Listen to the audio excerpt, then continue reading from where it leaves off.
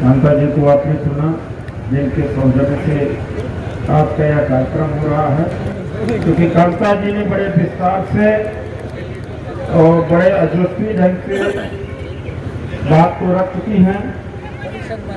तो जरूरी नहीं है कि जो बोले वो हम उसको दोहराने का काम करें।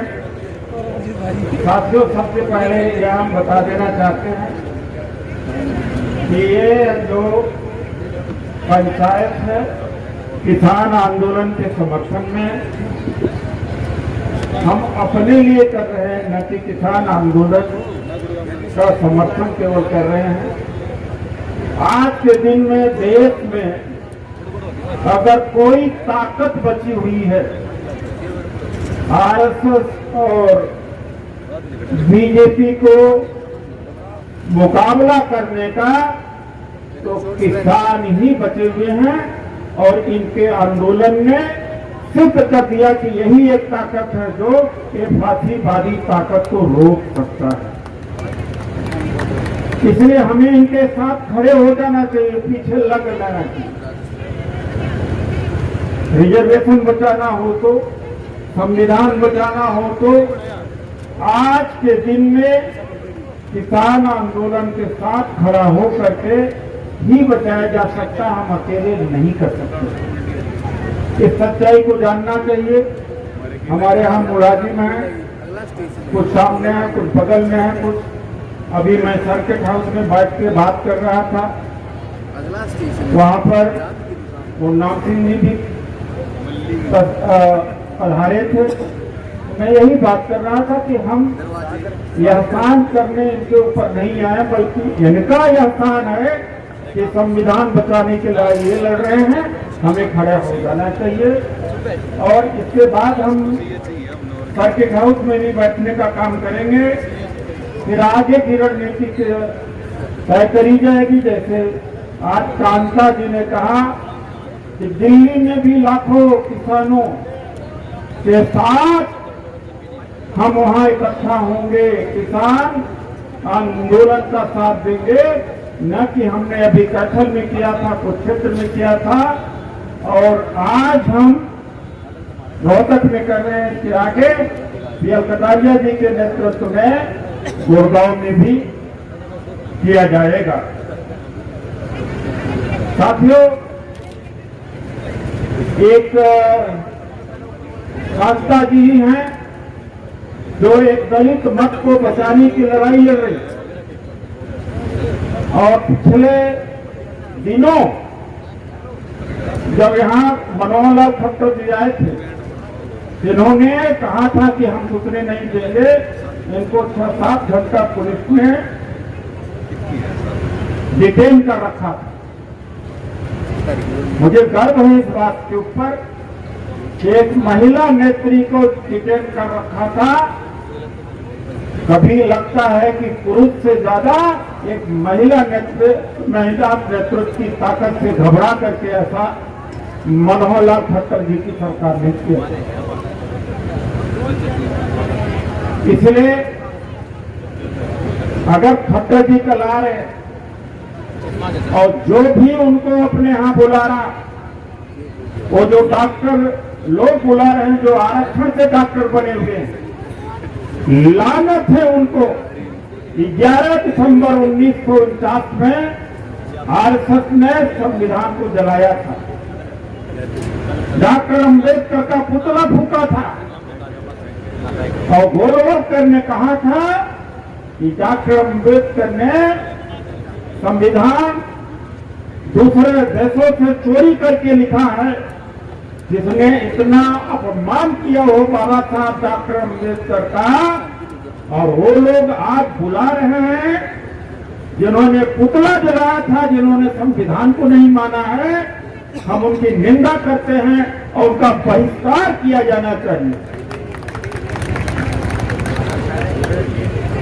14 तारीख को भी मुख्यमंत्री और डिप्टी उप मुख्यमंत्री के कार्यक्रम लगे हुए हैं।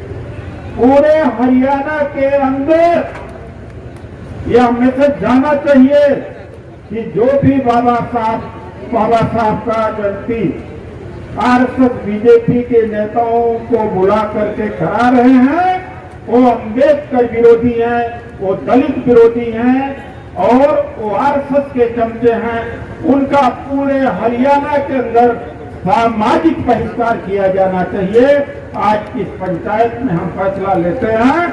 हम समझते हैं कि सर्वसम्मति से आप इसे पास करेंगे, सर्वसम्मति से पास किया जाना चाहिए कि बीजेपी आरएसएस के लोगों का नैतिक अधिकार नहीं है बाबा साहब का नाम लेने के लिए, बाबा साहब की जयंती के लिए।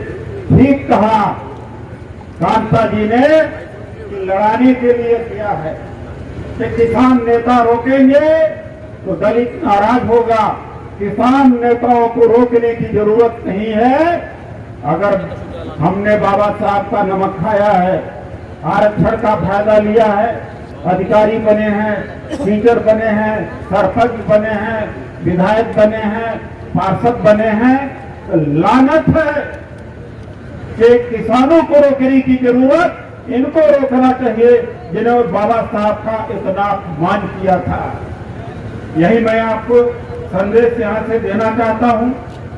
जहां तक साइमन कमीशन, अगर साइमन कमीशन न आया होता हमारी भाग्य नहीं बदलती। साइमन कमीशन का हर जगह विरोध हो रहा था। बाबा साहब का डॉक्टर अम्बेडकर ने स्वागत किया और अपना चार्टर ऑफ डिमांड किया। उसी चार्टर ऑफ डिमांड के ऊपर हमें कम्युनल अवार्ड मिला था। जब कम्युनल अवार्ड नहीं मिल पाया उसके एवज में ही आरक्षण मिला था। नौकरियों में आरक्षण 1932 में मिला, 1935-36 में राजनीति में आरक्षण मिला, 1944 में श्रम कानून बना, 1944 में ठेकेदारी में भी आरक्षण बाबा साहब ने कहा था किया था। ये साइमन कमीशन की देन है। हमें फक्र होना चाहिए जाट समाज को खास तौर से, किसान को भी, कि छोटू राम जी भी दूरदर्शी थे। छोटू राम जी ने भी कमीशन का स्वागत किया था और जिसके वजह से आज हरियाणा के अंदर, पंजाब के अंदर किसानों में खुशहाली है। बिहार के मेरे भाई बैठे हुए हैं और प्रदेशों में किसानों की हालात खराब है, क्योंकि एपीएमसी एक्ट सबसे पहले यहाँ पर पास हुआ था, लाहौर की विधानसभा में पास हुआ था, उसका फायदा उठ रहा है। इसलिए ये किसान आंदोलन उठा है पंजाब हरियाणा से, उसी कारण से 1907 में भगत सिंह जी के चाचा अजीत सिंह जी के नेतृत्व में किसान आंदोलन लड़ा गया था। 3 कृषि कानून का मामला उस समय भी पंजाब से ही उठा था। अंग्रेज सरकार मान गई, लेकिन ये मोदी सरकार नहीं मांग रही है। गोरों से कहीं ज्यादा खतरनाक ये सरकार है और इनको उखाड़ के नहीं फेंका तो देश बर्बाद हो चुका है और बर्बादी से रोकने के लिए इनको रोकना जरूरी है। चाहे वो मजदूर हो, चाहे वो व्यापारी हो, चाहे शिक्षक हो, हर वर्ग को इनका साथ देना चाहिए।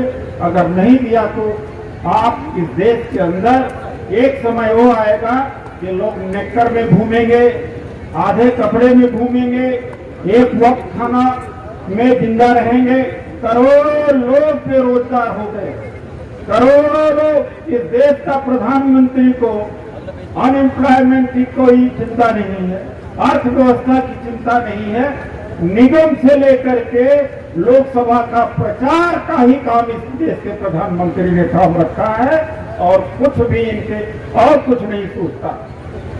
48 घंटे तक सुकमा में जवानों की लाश बिछी हुई थी। 48 घंटे तक जवानों की लाश बिछी हुई थी नक्सल मठभोड़ में। इस देश का गृह मंत्री तमिलनाडु में, केरला में और असम में रोड शो करने के बाद वहां पहुंचते हैं। ये कहीं से देशभक्त हो सकते हैं? जो देशभक्त की बात करते हैं ये देश के दुश्मन हो सकते हैं। ये अंग्रेजों का साथ दिया था। जब सेकंड वर्ल्ड वॉर का समय आया था तो अंग्रेजों की फौज में भर्ती कराने का काम सावरकर के नेतृत्व में, गोलवलकर के नेतृत्व में कराया गया था और 25 लाख की जो सेना तैयार की गई थी, इन लोगों का हाथ था कि अंग्रेज यहां से सैनिक लेकर सैनिक पूरे दुनिया में भेजते थे लड़ने के लिए, इन लोगों ने देश के साथ में गद्दारी किया था।